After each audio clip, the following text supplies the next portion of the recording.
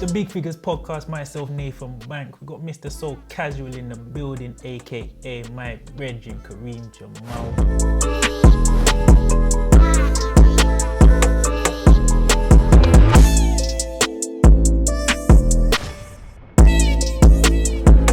Good fam? Good man. Yeah, man, Good. blessed for coming down, man. So Appreciate the time. Got yourself to a drink courtesy at 8 Barrels Club, fam. Thank you, man. But yo, so you're a man, yeah? You wear many hats, yeah, it's fair to say. So, Definitely. let me reference myself then, right? So when I meet somebody or whatever, they say to me, what do you do, bro? Whatever. I'll be like, I'm a PT. That's how I introduce myself. In reality, that's not how I spend the most of my day. You see what I'm saying? Yeah. If I was really gonna introduce, I'd say, yeah, I'm an online coach then. That's how I spend most of my working time. But then that's followed by explanation and all that they don't understand. So if I say I'm a PT, no further questions. Or they might say, oh, which gym or whatever. So Yeah, sure. when it comes to yourself, like, how do you find yourself introducing yourself? That's a good question.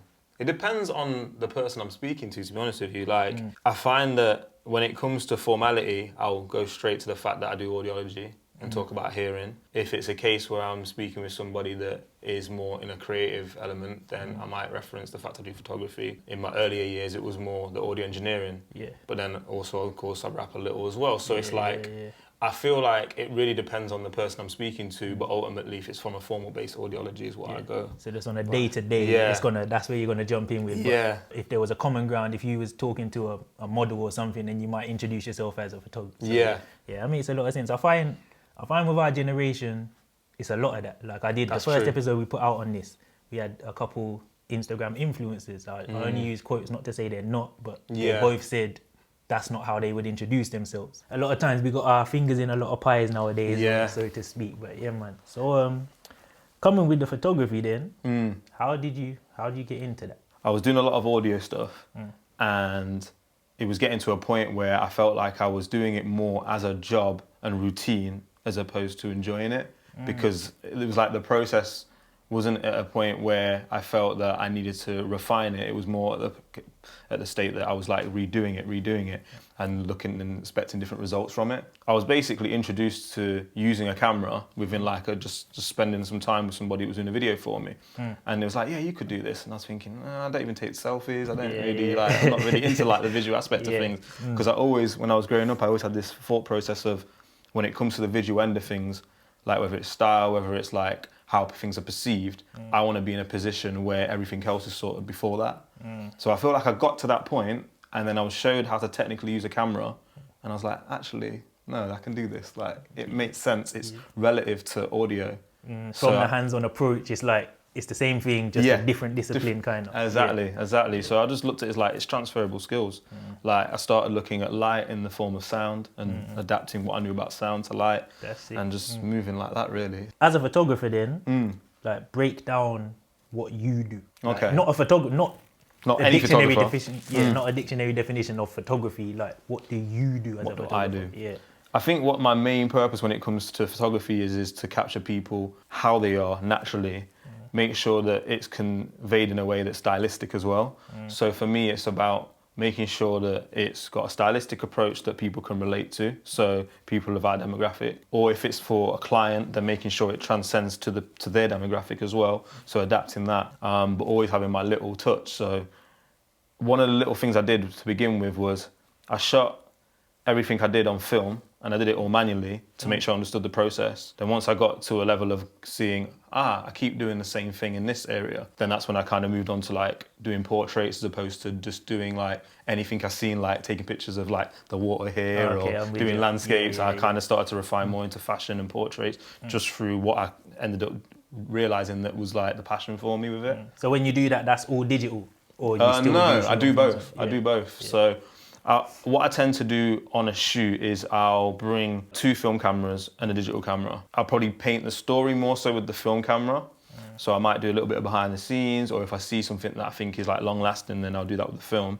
But then from a client perspective, I'll generally do digital just to make sure that I've got what they're after. So there's a bit of a balance involved there. So then am I correct in assuming you could look at a picture and you'll be able to tell that's film or that's digital? Yeah. Clearly.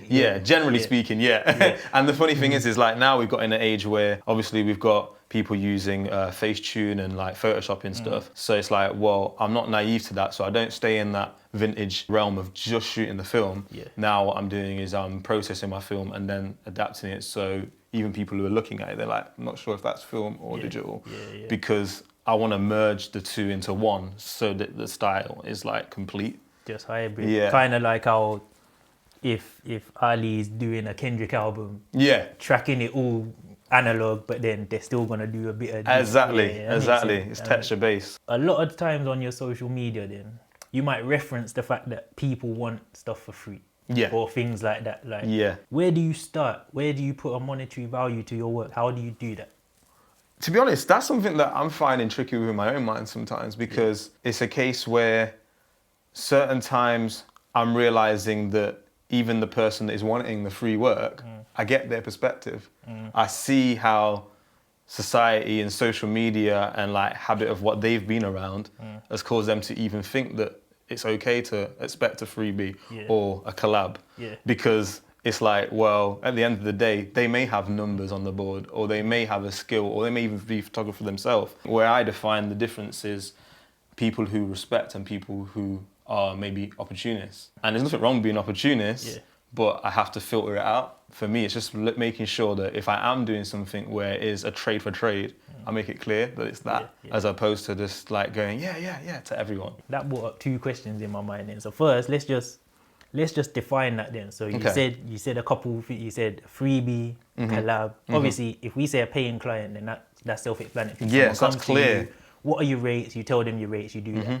But then a freebie and a collab, just break them down for me. I feel like somebody wanting a freebie is a case where, let's say, for example, and I think social media is doing this a lot, where people will see each other's work and they'll go, oh, I really like what you're doing. They maybe wait, or they may say like at the same time, oh yeah, let's collab, let's do something. It's like, okay, for me to define whether you're thinking that I'm just gonna do that for you for free, it's like, what is the return of investment? And it doesn't have to be monetary, but it's like an understanding of like, what do you bring to the table? And I think there's too much of that unconscious, like verbal approach of going, let's collab, let's do this, or, oh, I think we should do this, but without an understanding of like what our end goal is. For me, in the early stages of what I've done with photography, it was to make sure that stylistically I've got the right things in my portfolio to mirror what I want to be doing client-wise. From that, I've had a few clients. So it's just doing it from that basis. Whereas, so then, sorry to cut you, so to build the portfolio, that would involve a lot of free work, potentially. Definitely. But it's because it's free work, but not necessarily someone just saying, you be the tool as in the photography. It's like you're using them as the tool almost, and you can build up your... So it works both ways, do you know what I mean? So when I've done something that is a collab, is the difference. It's a case where I'll get into understanding their brand, get into understanding what they like, really break it down, pitch to them an idea that fits within that brand, and then make sure that even when it comes to like picking pictures, okay, so these are the pictures that I like, here's a group of pictures that I've taken, these are the ones that I'm not personally feeling the greatest, but you may like them, and then just finding a compromise and just doing it like that, because then it's a win-win. Would you ever delete any? Like, would you always? So if they'll get the batch, but they're not getting the batch. No, they're not getting the batch. Some of them you might just write it off and say, film-wise, anyway. I will let people have everything, unless it's like, again, if the only way I won't let somebody like see a picture is if it's really, really blurry and it's just really off. Literally not using it. I may even show people pictures of themselves or a picture that is off, just for banter, just for joke, just to show them like, this was a funny moment. Because at the end of the day, I don't want it to be a thing where it's like people are just looking at it as a case of like, oh, I just shoot things with a camera. I want people to feel like when they shoot with me, it feels special. It feels like something that they got something from. Do you get what I mean? It was an experience rather than just a transaction. So even with that, like my approach is always to make sure prior to shooting somebody that, we've planned out quite a lot, but on the day, I don't want us to be overthinking it. Do you get what I mean? So I'll plant certain seeds where I can for that to kind of take place. So. Say not even me, but say a person, they're just a youngster, but they've got mad potential. You can see potential in them, but they've reached out to you. Like, is there a correct approach then for them to, they ain't got the money. Like, they don't, whether they know how the game works or they don't, they ain't got the money. Like, they can't afford to pay. They ain't really got a big following, but there's something you can see in them. So is there a correct way for them to approach you where you it wouldn't be about, Like, not about to say mon- you're all about yeah, money, sure. but it obviously time is valuable. Yeah. So is there a way that they could approach you where you would be like, yeah, don't worry about the money? Yeah, definitely. I think it's just about making sure that there's a common ground, bro. Like, Yeah. it's definitely about doing a little bit of homework on the person that you're approaching, figuring out like what the end goal could be, because it's not like it has to always have an end goal. It could just feel right. Yeah. Do you know what I mean? Yeah. But I find that if people are focusing away from that and they're forcing relationships as opposed to developing them, Yeah. then I'm going to see through it. Do you get what I mean? Because I mean, I'm experienced enough to know when somebody's kind of in that realm of like wanting something as opposed to like really wanting to learn to break it down and have a passion for it and go, no, I appreciate you, you appreciate me. Yeah. If we happen to sail together, then great, we can, you know what I mean? I scratch your back, you scratch mine, and it's clear. And obviously I know that's not always going to happen, but there's definitely an approach that can be done for me to kind of see, okay, yeah. As long as it's genuine. Sometimes people think if there's a lot of words before I ask for what I want, then it's not like I'm just asked, where it's like you can see through fickle conversation. So it's like, I've seen like I don't know if you call it like a meme, but like something that mentioned that like the whole thing of like hating to get a text where somebody's coming to you like, yo, how you been? Long time no see, we need to catch up. And then there's something else that comes with it. I've grew up off that nature of just being direct and being honest. And that's what I'm shouting you for. Yeah. Yes, my brother, I hope you're good. Boom. Boom. And it's straight like to the you point. prefer that rather than you try and dress it up. And then I can just go, yeah, cool. Well, I'm not doing that right now, or yeah, I can, and just be honest with it. Because it's the same way I'm requesting for people to value how I go about myself. I will make sure I practice what I preach. If a photographer I see could do something for me, with me kind of wanting to be sometimes front of cam, then I'm like, yeah, let me make sure I bless you. Even if they say, oh, I'll do it for free, I'm like, well, let me just do something, innit? Yeah. Or just make sure if something comes along, I'm passing it to you. I'm passing the torch. I'm not just like thinking about myself. Keeping the link, it's do you all know mutual. what I mean? Like, yeah. That's the only way for longevity in anything, in any walk of life. Exactly. So just practicing that, bro.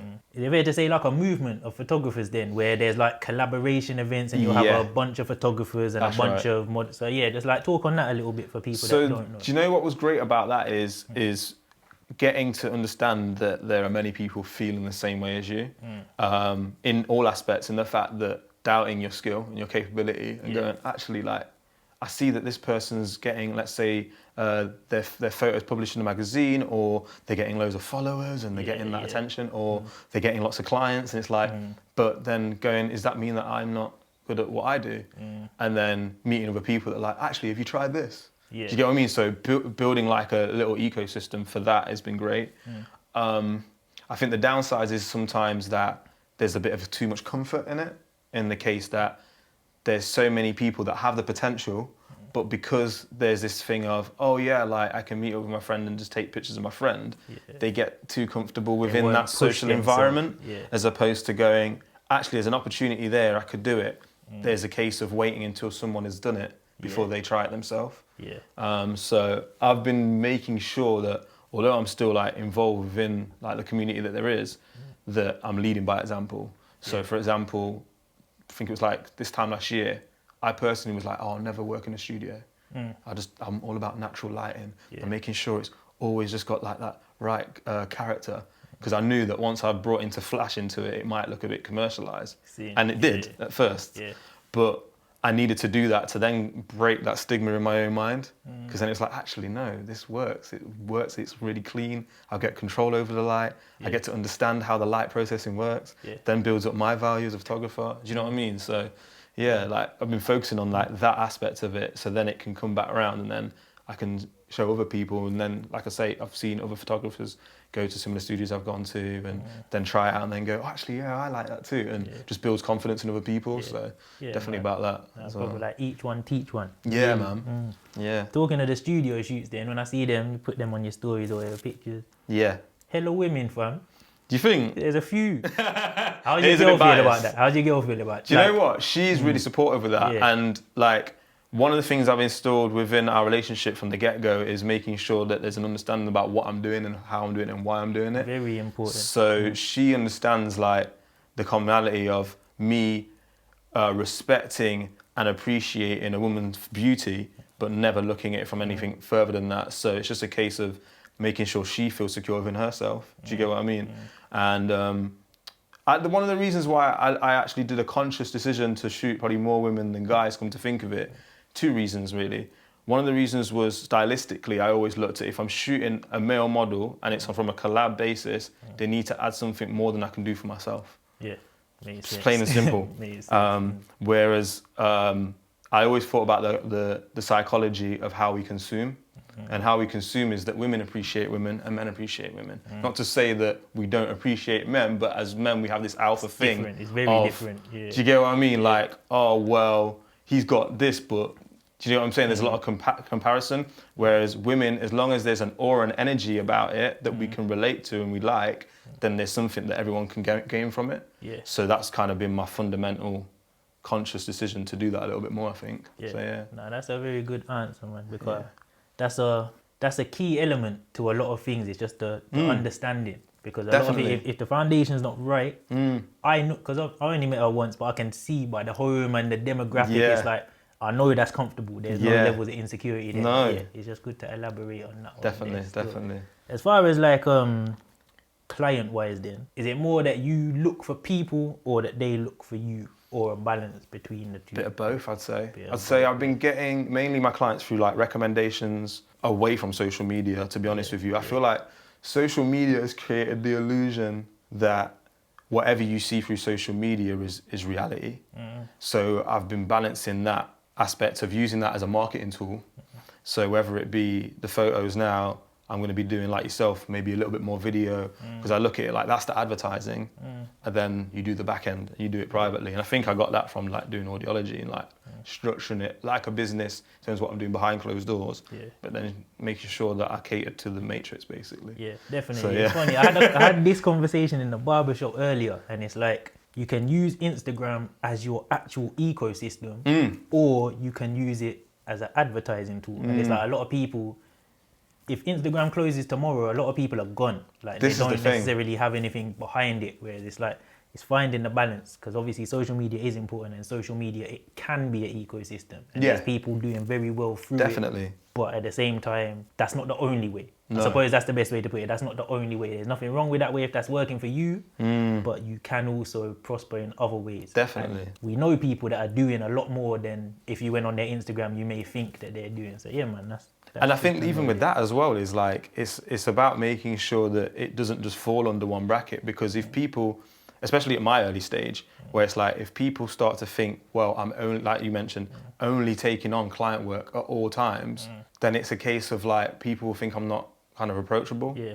And I want people to be like, feel that I'm approachable. I want people to have conversations with me, get to know me, find out like the way I think about perspective of life and vice versa, and have those conversations. And that's going to draw the right people to approach you. Yeah. And then, and that's why I'm open about saying, look, please don't come to me and just ask for free work. It's not to actually just dismiss people from that. It's also to create the conversation. Yeah. Do you get what I mean? So it's like, oh, you're feeling like that as well. I'm feeling like that. So it's a case that there's something relatable out there, as opposed to just kind of acting like everything's great. Yeah. Do you know and what I mean? even different industries, like you've posted things and I've responded to that, because it's the same thing. People are coming to you with free work. People are coming to, yo, bro, like, I just need a training plan like this. It's like, yeah, man, we do this, innit? But obviously, if you are in the bakery, I'm not just going to walk in there and say, brother, let me hold that loaf of bread there, yeah? And walk. It's like, come on, it's a transaction. Yeah. So depending on the way we're approaching it. So yeah, man. So we met at uni, bro. Like, what, must be 10 years ago now, innit? Coming up to it, yeah. Coming up to it for real, yeah. So like, word on the street, from then, you just started collecting bachelor's degrees from like... so what basically happened was, I did that degree and then had a little gap up until 24, 25, and then came to London, and then around that time I got tinnitus. That was affecting me doing audio engineering.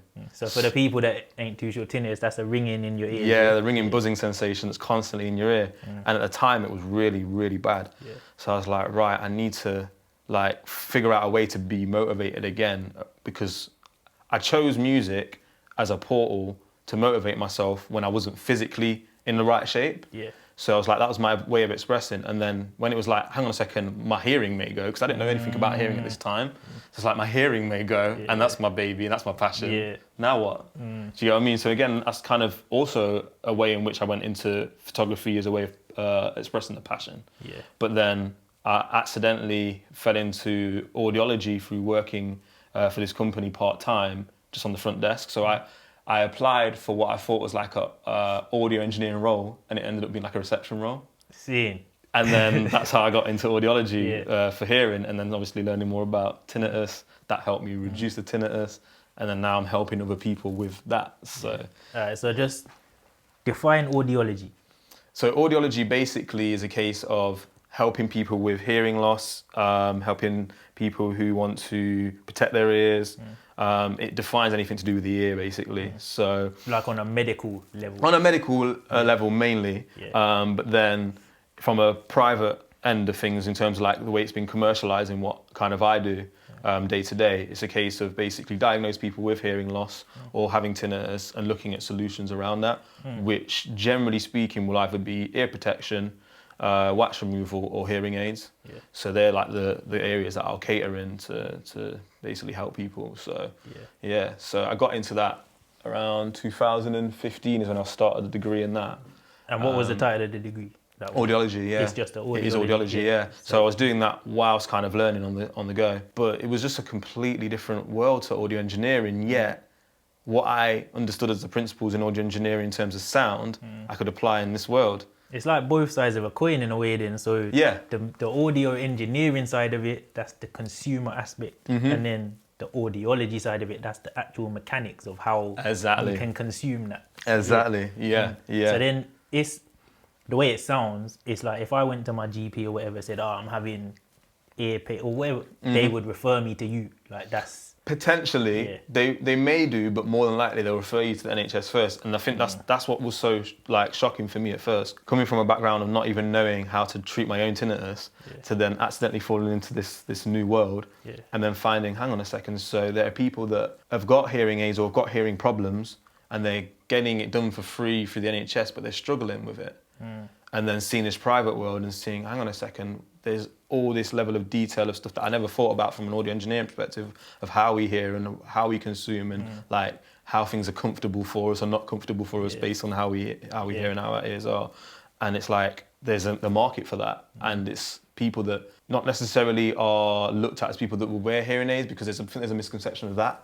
There's a lot of people even that come through my door who go, I don't want to wear a hearing aid. Like people are going to laugh at me, or they're going to look at me a certain way. They're going to shout when I'm around, like things like that. It's like most of the people that we see wearing a hearing aid day to day, they can hear without a hearing aid. It's just that it helps them a little bit more in certain scenarios. So my whole thing as well has been like shaping and changing the narrative within that world. Because, and it's easier now because obviously we've got AirPods, do you know what I mean? We've had like wireless headphones now. So like people are starting to understand like, hang on a second, no, this can be something that I'm part of, like the new revolution of tech. Do you get what I mean? So it's been beautiful to see how that world is like valued. And then I've been like looking at that and going, well, how can that come across to the creative industry? Because it can. It's just about merging it. Yeah, they are neighbours, but they just don't know it yet in a sense. From the outside looking in, it seems like psychoacoustics is like the middle ground between the two. It's like, but they're both, as I said, but they seem like they're both opposite sides of the same coin. Like it's crazy. Hand in hand. It's so crazy. So then, from a professional perspective, all these headphones that we're wearing, and is that damaging for our hearing? Because I wear headphones in the gym, like I'm gonna have my Beats by Dre's, and they're not thumping obviously, because I come from a background where I understand to a level. You know the basics of it at the very least. Is it damaging us in general, society in general? Short answer, yeah. Definitely, What's the safest? Is there a safer way to approach it, or it's just one of them things? It's that thing of just monitoring it, really. Like, obviously, we come from that background of going, we can use a VU meter to monitor the sound of what we're mixing to get a rough idea. And truthfully, even when I was doing that in the engineering world, it wasn't something that we always practiced. But it's a case of like, if you were to be conscious of what that level can be, so if people were more having reference level to go by, and then going, okay, right, I won't maybe use this. It's the same thing with like people using social media. It's a case of like, I don't know about you, but with myself and my phone, I make sure I've got something that tells me to stop using my phone after a certain amount of time. Yeah, you set that alert up, so it's like just to make you aware, because you might not be aware. Exactly. Listening to the song you like, Yeah. levels going up, you're not aware. So it's like, have a little security net. Exactly. So it's that whole thing of like, prevention is better than cure. So definitely trying to educate each other about it. But truthfully, I think hearing is one of the sectors that I find really confuses me in the fact that it's still not been commercialised. But yet, everyone's wearing glasses day to day. Everyone will go to the no one's trying to protect their ear or get their ears checked. Just because it's not their fault, it's a fact that society hasn't made it a habit for us yet.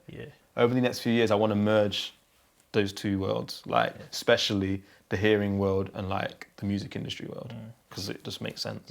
Everyone would know, if there's something wrong, we know what to do. If I can't hear, I'm gonna go look into it. Obviously, you should do it anyway. You should get your eyes tested. You should do all these things. But a lot of times people wait until something's wrong. So are there any little underlying cues where you could say, if you go through this or if you experience this, maybe you might want to look into getting a hearing test? Definitely. Like if you've got pain in your ears at any time, if you feel blockage in your ears, random dizzy spells, like feeling like the room's spinning around. Swear. If you're getting that constantly, that could be a sign of early signs of an infection in the ear to begin with.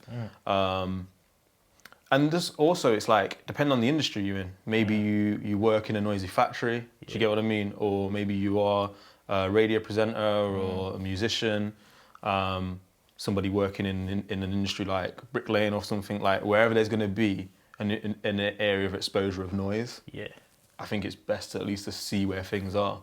The thing about hearing more than, let's say, the eyes, of course, we've got our own perspective of what we like, taste-wise, but hearing is like a gradual shift. So everyone's perspective of hearing, even if me and you did a hearing test and we had the same exact results, we're still hearing a different perception because all I'm doing is doing fundamental frequencies. Do you get what I mean? So it's not understanding what texture of sound you've heard over the course of your years, how sensitive your ears may be to sound. Do you get what I mean? So there's, I think just making sure they do the fundamentals of like, if they feel there's something not quite right, or if even friends and family mention something doesn't seem the same as before, just do something about it. Like, I'm not gonna lie, when I was watching the fight, the Tyson Fury, Wilder fight, he definitely looked like he got instant like hearing loss. I'd have thought he's burst his eardrum. I thought straight he must away. have. And like I noticed a little thing where when they threw the towel in, he was like, "Why'd you do that? Why'd you do that?" And they said something to him, and he went, "Huh?" Like that. And I was thinking, sticky. How did they leave it that long? Because you could see the blood coming that long. Trust me. So just doing something sooner rather than later, basically. As you said, they go hand in hand. The audiology and the music side of it. Obviously, the time when I met you, it's KJP. We've gone through an evolution. You had KJ Palmer. Now we've got Kareem Jamal. So just like break it down. Give us a little talk on the journey, man. Again, it's like, for the journey for me, it's about finding myself. So that's why all the acronyms of the names I've used has just always been my own name. Because it's been about finding my own identity. Like, my own background has been hard to kind of tribalize, really. I don't know if that's a correct word, but like put into a thing of like, oh, this is exactly where I'm from, who I stand for, and that's it.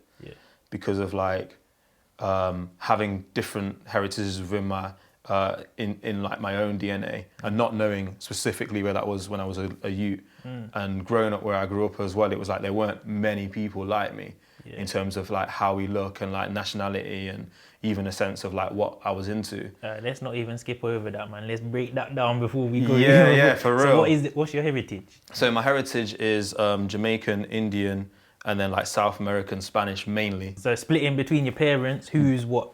So my mum is half Jamaican, half Indian.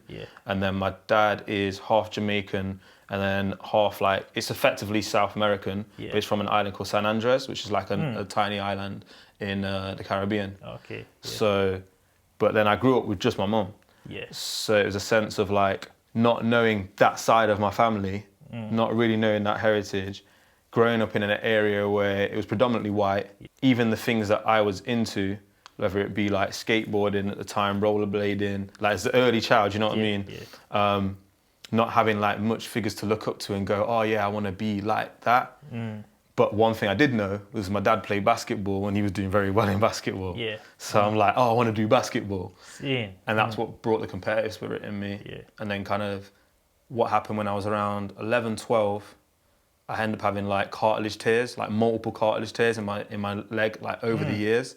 So I ended up with 4 cartilage tears in the space of 5 years at school. Yeah. So by the time I left school, it was like, you cannot physically do sport. And obviously for a teenager, especially like going through the hormones of changing and like being competitive. Yeah, and like, testosterone, it's like, it can't be expressed. Exactly. So then that's kind of how I stumbled into music, because I was like, what makes me happy? I actually just sat there in my bed, like not able to move, thinking, what actually makes me happy? Yeah. And the only thing I realized that was like me bringing a smile to my face, like away from like family and friends and the support of that was music. Yeah. When you're by yourself, that was your thing. That was my thing. Yeah. So then I started like writing to myself and then just recording like friends just in my house, just like doing little grime sets and things like that. So from the jump, it was your house. It was it was always the engineer. Like before we knew there was an engineer, it was your house. If I want to record, let me go to KJ's. Like. Exactly. So it was that just in our little area. That's what we was doing. And then I started rapping about 16. Yeah, I was like 16 years old. So for some people, I'd say like at that time when grime was prominent and like it was just coming into the UK rap era, that was quite late to start. Like most men were starting like 11, 12. Because so it was like that a lot. And then I went into college and did music tech, media and business. I wanted to do psychology and it was like, you're not academically smart enough to do psychology. I was like, I don't understand that. So like I knew from an early age, like the type of things that would shape me. It was just getting into that refinement. Yeah. And then from college, went to DMU, did confetti, and then obviously met yourself like in the 3rd year, went into mastering with that. And then that's when I was like, right, okay, I'm gonna do more the technical end of things. I'll do my own little thing rap-wise, but I'm not trying to make something and marginalize myself to be away from the identity I'm working towards. Do you get what I mean? So it's been important to like balance that whole thing of getting paid for the technical skills I have and the service that I can provide and how I go about myself, but then also being unapologetic about like who I am and what I represent. Yeah. And I think it's important to even note, we're talking a decade ago. So nowadays, probably if you're talking to kids now, that might seem like a viable stream of income because they can see youths that look like themselves making a career through music. How has your mum been, obviously now through the 2nd degree audiology compared to the 1st degree? That's an interesting How question. did your mum, did she have an opinion on that? Was she just always supportive, or do you feel like now she's more like, okay? It's interesting. It's interesting because I believe no matter what I've done, my mum's always supported me. Yeah. She's always been the type of person that's wore her heart on her sleeve. She's definitely showed me that from a young age for me to feel like confident in saying what I want to say and making sure I get that across. So when it came to like my 1st degree, she supported me because she's always wanted me to be like successful in something that I really genuinely love. But yeah, it's that kind of natural thing where it's like when I got audiology and it's like there's a career and it's like a stable career. Yeah, there was that element of like, oh, I can rest a little bit knowing that my son's got this kind of foundation there. This is something where I can 100%. Yeah. So from that point of view, like even when I got my degree, I remember even posting a picture of me and my mum together and saying like, this one's for you. Like, you know what I mean? Just that, like, but I genuinely do think as well, you can, to a degree, like unconsciously please others and do the tick list, like what I've done for my mum whilst pleasing myself, because I'm not regretting that decision. Like, I feel like it was the right decision for me to become more of an all-rounder as opposed to be chasing the dream and be naive to like what may come from it. I've seen so many people do before I even got to that point where I was like, right, I need to just do my thing and just go through, as I call it, go through the back exit and just make sure I've got my foundation there set, and then that way I can feel even myself that I can bring value to the table. There were situations where before doing that, I could have maybe just been the guy that was just the audio engineer, but I wouldn't have felt value within myself from it. Because it was a case that was something missing, and it was like understanding that there's another world out there, to be honest with you. Yeah. And a lot of times as well, with anything creative, there's not that stability there. No. So do you feel you use the use the word of checking boxes for people and all that. But even for yourself then, would you say the audiology side of it, that ticks that box, like the stability box? Definitely. Yeah, Definitely. massively. And I've seen it before, just like in my kind of upbringing, there's been a few people that I've looked up to, so, but for different reasons.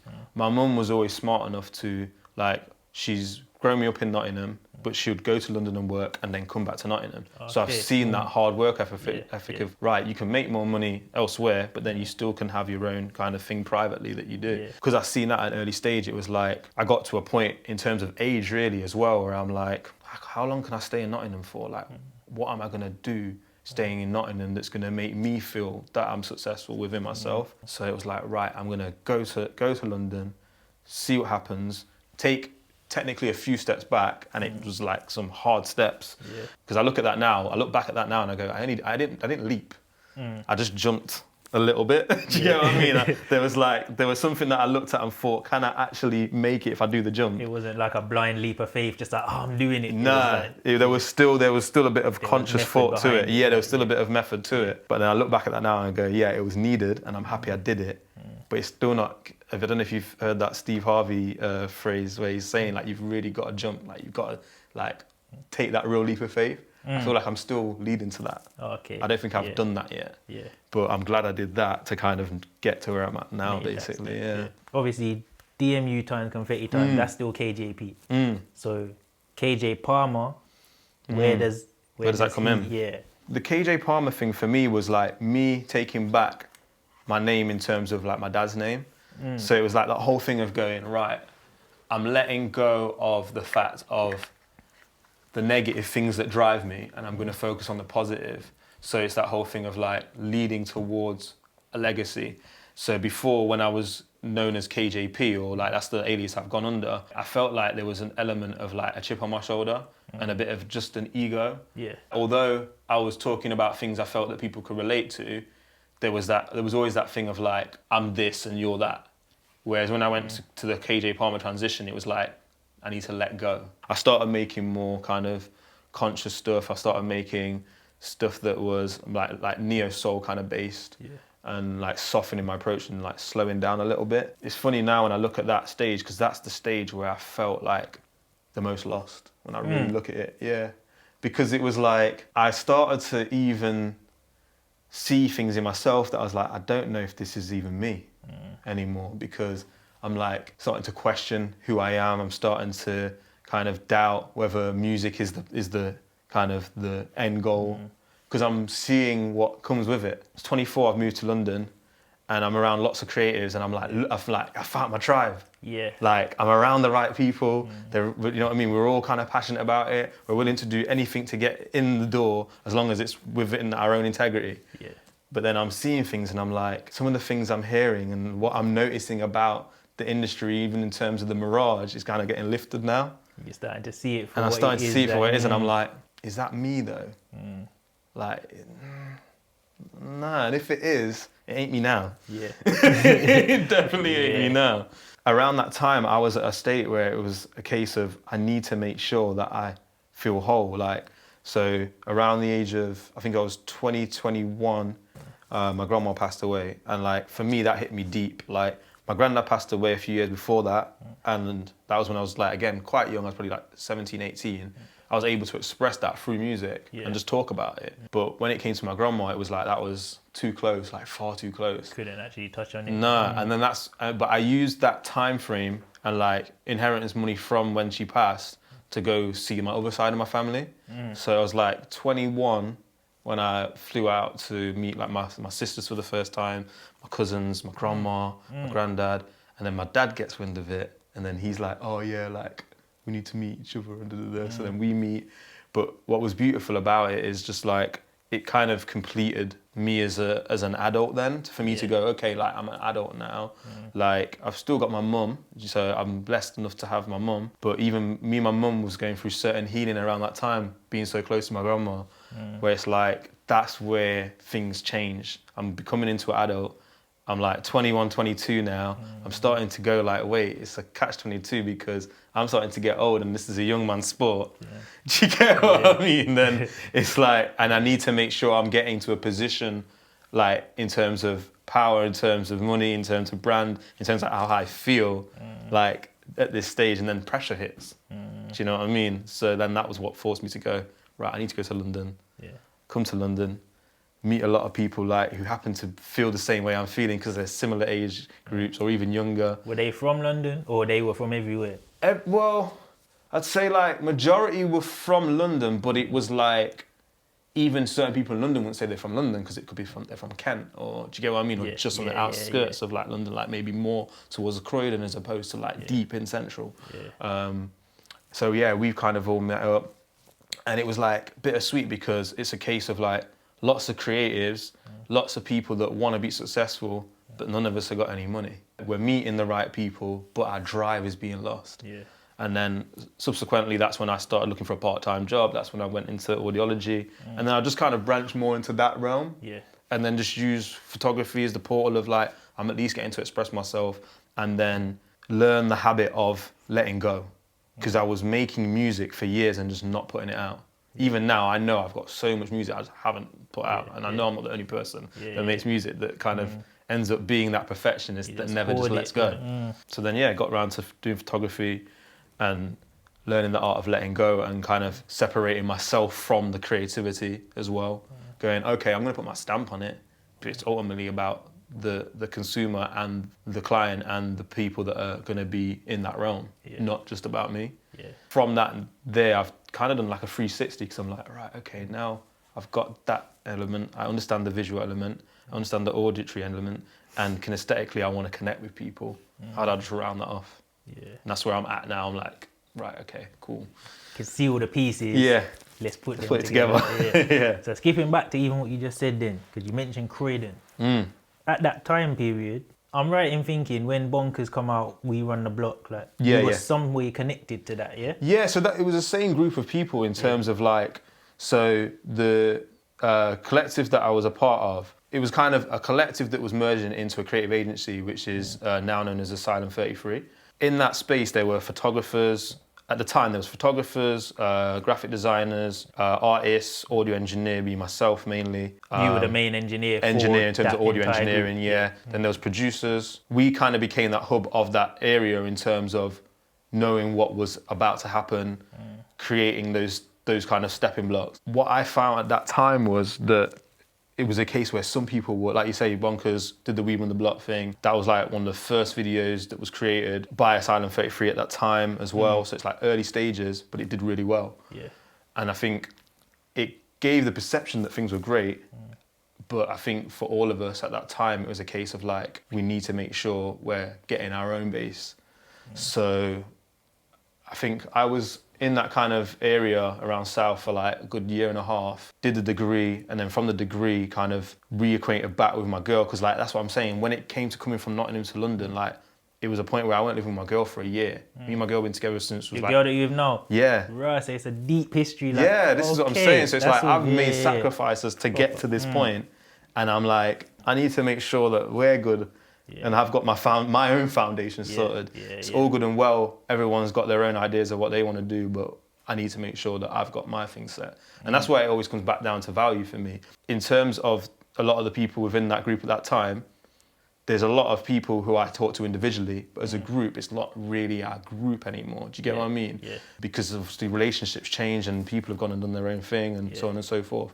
But for me, I've always remained to give people like that value and respect of like, yo, I see you, how you been? Do you know what I mean? And check up on them. On a personal level. Aside from what I can do for you or what you can do for me, just we're all people. Like, because even around the times where it was like, actually, nah, it don't make sense for me to be the audio engineer of this situation. It wasn't any love loss from the people involved because everyone understood it was like, no, like you got to make sure you feel that you're getting something from this. So was Bonkers a part of it, or he just acquired the services of Asylum? No, he wasn't a part of it, but he was like, there was a few artists around, not just London, but just like in general around that time, which kind of were on their way in to the creative industry.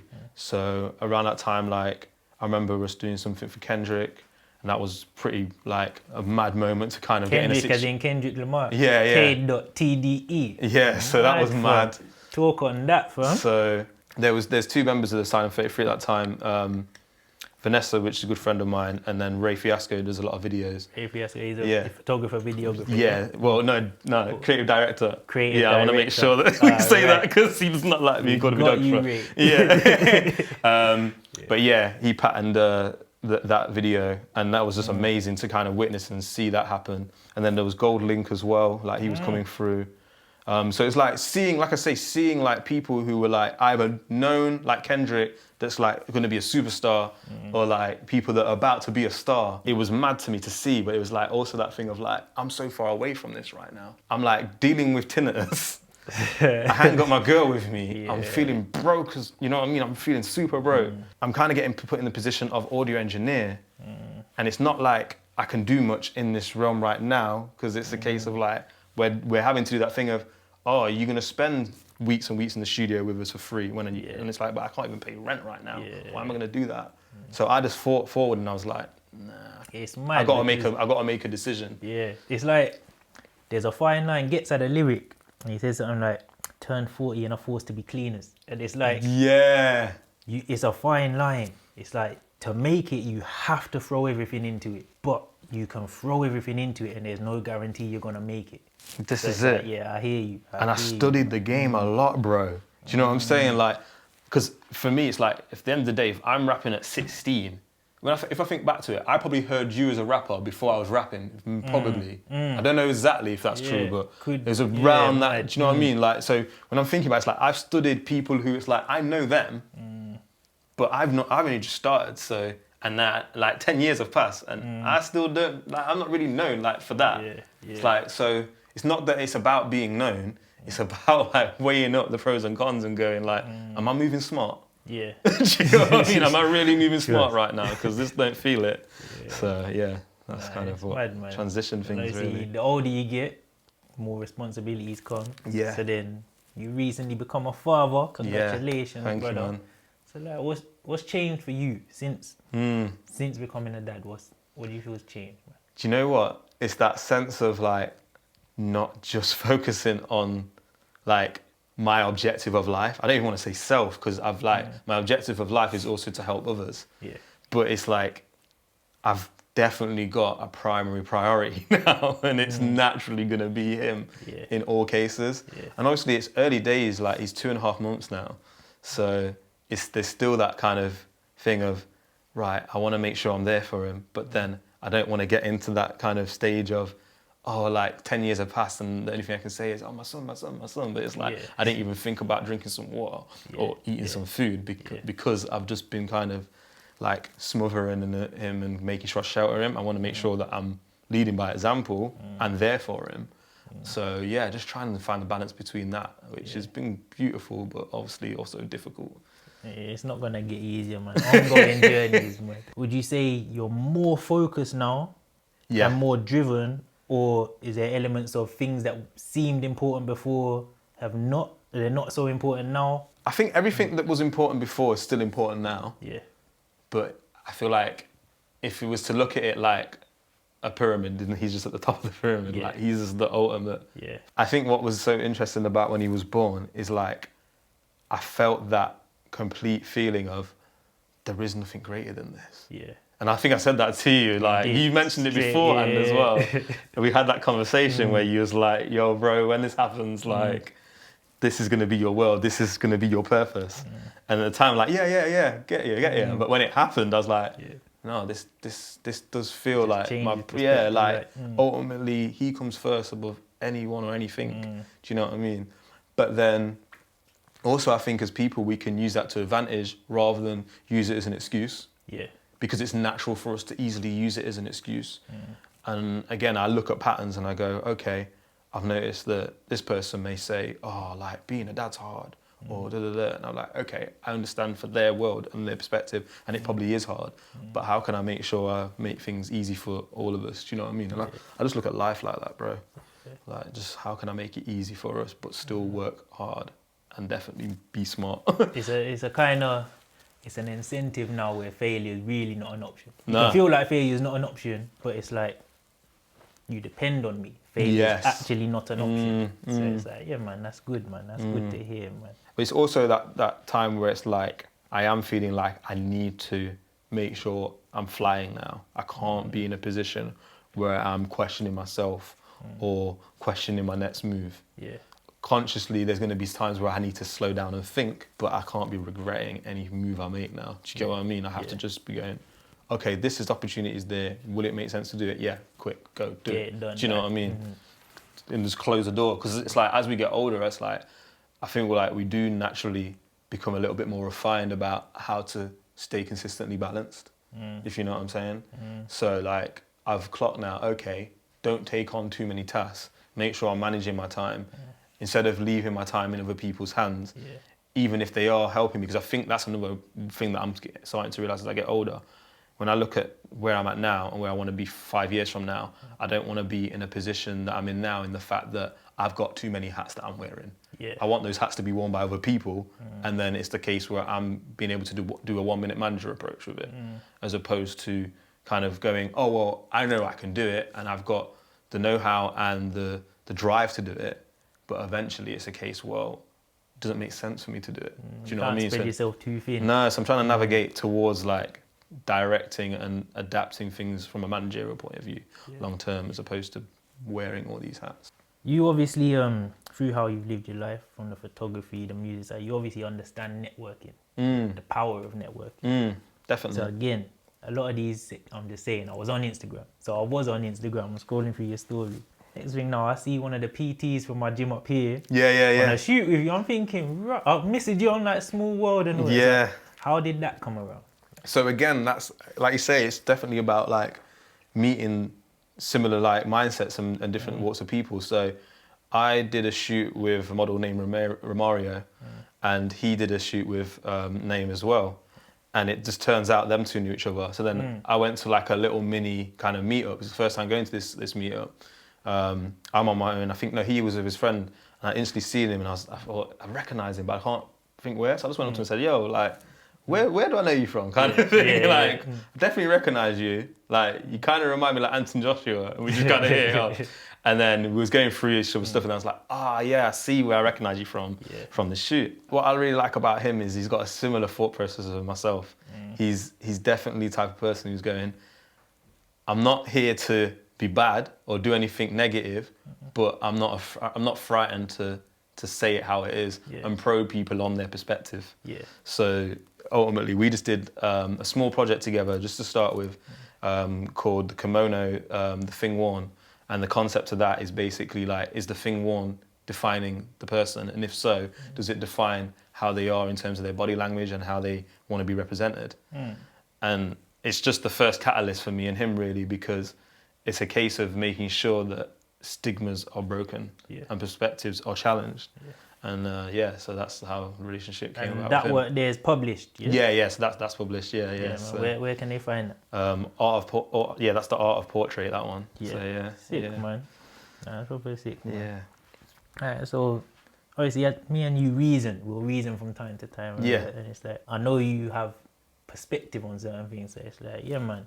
If there's anything you wanted to speak about, do you know what the main thing for me that I want to just take this time to talk about is like making sure as people that we know we've got other people we can talk to, because I've had many times in my life where I've gone, where do I fit? Do you get what I mean? Like, I've got friends, and I've still got friends to this day I can call up and just like say how I'm feeling and everything like that. But also, I've naturally taken that role of kind of big bro and like being the person to kind of give people advice when they're feeling down or be there for them when they need it. And I want that to be practiced and seen more. So I'm not the type of person who's about to start filming myself doing art of goodness. Do you get what I mean? But it's just about like making sure people are aware that you can be there for somebody else, you can connect with somebody else, you can hit somebody else up. Going full circle in the fact that although there's a lot of ways somebody could approach me, or I go, look, I'll be honest with you, it's not for me, or that's not something I do. That whole thing of being responsive at the time where I can be responsive, just do that and show that and demonstrate that. So that's going to be the focus for me over the next few months, especially, is making sure people still know I am accessible. I do want to make sure I'm connecting with people, but let's put value on each other. Do you know what I mean? Shout me, but in the right way. Yeah. Let's just respect each Yeah, other. That's all it exactly, is. Like if there's a mutual respect there, Yeah. then there will just be a dialogue, and it's not always about what you're gonna take from it. No. If it's not right, it's not right. But there will always be a dialogue, and we will just respect each other as people. Exactly, bro. Exactly. And that's the same thing for me when I think about where I'm going, coming back into creating music again. I'm like, I want to just make sure I'm making something that I'm happy with and that people feel they can connect to. And it's not about doing something that's in trend. If it happens to tick that box, like that bass chakra, I'm gonna hit it. Yeah.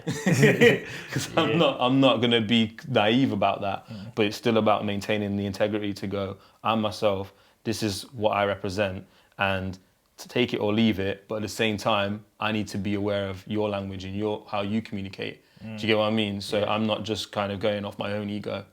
It's something that's relatable to the demographic. Do you know what I mean? So doing that in every aspect of life. I think the older, well, I can only speak for myself. The older I get, it's that I'm just looking for a level of consistency between everything. Things can be in different walks of life, but you are you. So it's like finding that commonality.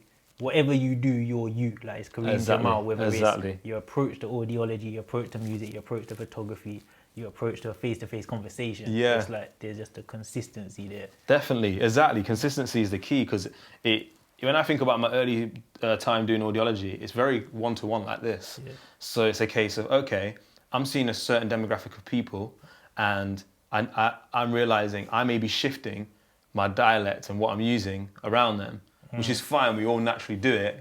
But it has to come a point where it's like, I actually feel comfortable being myself, and they feel comfortable around me being myself, and like they feel comfortable around me to be themselves. Yeah. Do you get what I mean? And that's what it is. If you put on a pretense, it makes someone else put on a pretense. Exactly. Even if none of us clock it. If it's all subconscious, it's like, it's better to just communicate with people. Like it's similar. They're service businesses, audiology. You have a client, but you're providing a service for a client. Exactly. You come to me for coaching, I'm providing a service for you as much as you're paying me.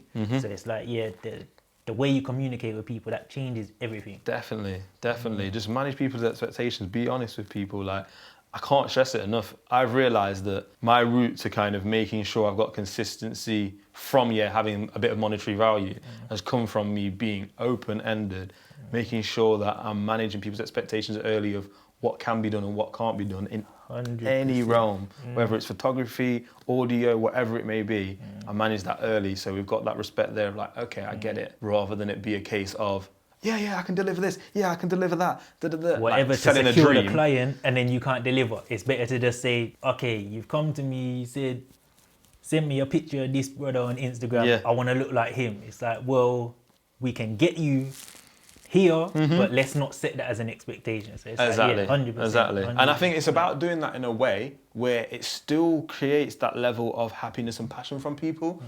It's hard to do that, and I still find that can sometimes be difficult. I'd say one of the reasons why I've been able to refine that more is relationship I have with my mum. Me and my mum, we can have so much banter, but then sometimes it's like she'll think, gosh, like, Kareem, you're a bit cold to me, like, and it's like, no, mum, all it is this is like the perspective of how I want to show that I practice. It's not about like affecting, I'm not trying to affect how she is or how she feels, but it's a case where if I can make sure she's happy and she's got a completely different perspective to mine, it's a case of she'll wear a heart on her sleeve and do everything for everyone.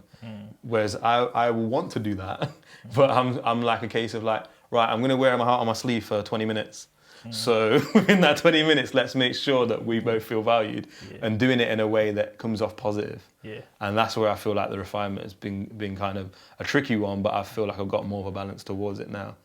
So, I think the balance kind of comes from being willing to, you can't make everyone happy. It's true. And if you accept that, if I accept that you've come to me for this and I can tell you that's not realistic and you may walk away, and that's fine, because some people want to be lied to. That's a key phrase. Some people do like to be lied to. Some people want to be lied to. It's never going to happen, but they just want you to tell them it is. So then they can say, I tried.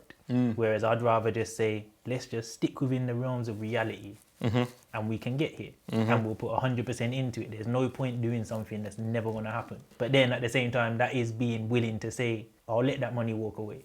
Exactly. Which is a lot of people who think, all right, let me just... So even thinking as I'm saying it, no one's wrong. Because if you want to be lied to and I'm willing to lie to you, then we're both getting what we want out of it. Yeah. But then at the end of the day, I'm not gonna have my integrity because Exactly. you're gonna then speak badly on me in the end. So Exactly. Yeah. This is it, bro. It's all about the long haul, man. Sure. Yeah. So you briefly touched on it, but where is Kareem Jamal in 5 years? Building a brand that is so consistent that it's undeniable. That's my main purpose of the next, say, 2 years, is building something where it's a case where, okay, right, we may have heard that he's done this, we may have heard that he's done that, but this is solidified. I can't deny it, it's right in my face. Because I find that sometimes people can be, quote unquote, successful, and then when they go into a different realm, they realize, hang on a second, I'm starting from scratch. And that's great to do that. But I just feel like right now, knowing that I've got certain tools behind me, I need to make sure that I'm merging everything into one over the next 5 years. And then when I can look back at it from now till then, it's a case where it just makes sense clearly for me, and I'm not attached to going, right, I must do this and I must do that. So like I say, for example, with me doing wax removal, with me doing hearing aids and customized kind of hearing, I want to merge how I bring that world into the music industry more. Although I love doing photography and I'll always do it, I'm not always the person taking the picture. I'm directing the stylistic way of it. So moving more to kind of campaigns as opposed to just individual. So that's where I'm going really, is taking a step back and going, right, it's less about like me and more about like what the end goal is in terms of like actually affecting and helping enough people. Because what I've noticed is, at this point, what I've been doing is I'm doing it at to service, but because I'm only one man, there's only so much I can do. And then I'm going, oh, I'm not valued enough for what I'm doing, when I'm in that kind of negative thought process. I'm not valued for what I'm doing. It's like, but no, it's not that you're not valued for it. You're not valuing yourself because you're overdoing it. Like you're creating too many different forms. So for me, it's just about refinement, bro, over these next few years. The curse of a perfectionist, man. Yeah, it's true. It's true. They say good business, it's the art of delegation. You have to be able to do that. So it's like, man, I'll go through similar thought processes myself. Like, and it's about doing it in a way where you still get to be yourself, as opposed to, I don't want to get to a point, let's say 2-3 years from now, where I'm like, oh, like I just need to give up on me doing, let's say for example with rapping, I can't see myself stopping rapping 2 to 3 years from now. 5 years, maybe. And that's why I kind of look at it and go, these next 5 years is about me demonstrating and showing as much as what the idea of what I wanted to see represented. Because that's what it really came down to from when I was young. When I look back at it, I'm like, I remember my mum saying to me, oh, like, what do you think of your dad? And I was like, I don't really think anything of him. I didn't really think about him. And then she's like, okay, what would you say to him now? I was like, nothing. Like, there's nothing I need to say to him. But it wasn't in a negative way. It was like, I don't have a connection to him.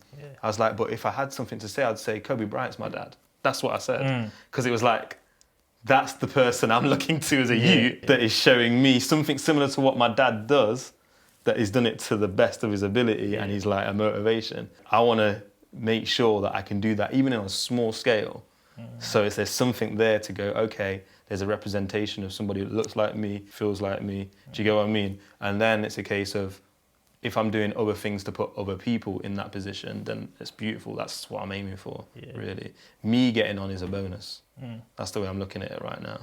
So yeah, that makes a lot of sense then. To see why you would put so much of yourself forward is because that's the only way. No one could identify with you unless they really know what you are. Exactly. So yeah, man, so that's what my focus has been, bro. Like, as you know, when it comes to somebody writing and being like a rapper, especially a competitive rapper, what's always driven me is gone, well, there's still no one that sounds like me yet. There's still no one that looks like me yet. There's people that have definitely, I feel like over the past few years, there's been a lot more relatable stuff to what, when I was younger, I would have loved to see. But I'm like, nah, there's still a gap there. Why not use it? Why not show it? And if it don't work, then it don't matter. Do you know what I mean? It just right now, it's not, there's not so much riding on it that you've put everything, you got everything riding on that. So it's like, that gives you a freedom even. The type of person I am, like, I didn't create music to be loved. I created music to motivate. So it's like, it motivated me enough for me to come out of depression, and enough for me to be able to not feel sorry for myself again. If I can do that with other people, great. If I can't, it doesn't matter.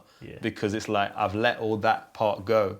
I've let it go, I've done it, cool. what's the next thing? Right, there's other people that may feel like that. How many people do they want to help? How can we build that as an ecosystem? Because I'm not gonna lie, bro, I'm not one of those people who sits there and writes out specific plans. Do you know what I mean? But what I do is that each year I'll look and go, right, how many people have I helped? What are the things that I could have done? How am I gonna expand that? And I'm looking at it and I'm like, the only way I can expand the next few years is me making sure that I'm not just doing things individually as a service. So I have to take that step back. There's no choice other than that, do you know what I mean? So yeah.